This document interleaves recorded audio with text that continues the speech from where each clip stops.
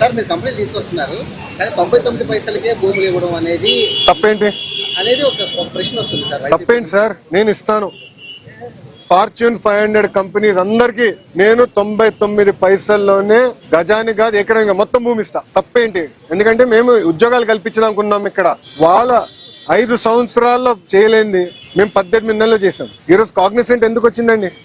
TCS ఎందుకు వచ్చింది? Google ఎందుకు వచ్చింది? ఇన్సెంటివ్స్ తో పాటు భూమి కూడా తక్కువ ధరతో మేము అందిస్తున్నాం కనుక వాళ్ళు కూడా పరిగెత్తుకుంటూ వస్తున్నారు.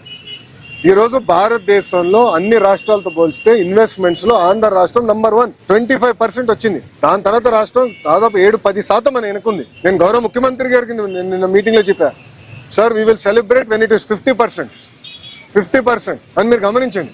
ఒకే రాష్ట్రం ఒకే రాజధాని కానీ అభివృద్ధి వికేంద్రీకరణ. శ్రీకాకుళం నుంచి చిత్తూరు వరకు అంటే ఇచ్చాపురం టు కుప్పం పెట్టుబడులు తీసుకొస్తున్నాం. Decentralised development, cluster based approach అనేది మేము చేస్తున్నాం.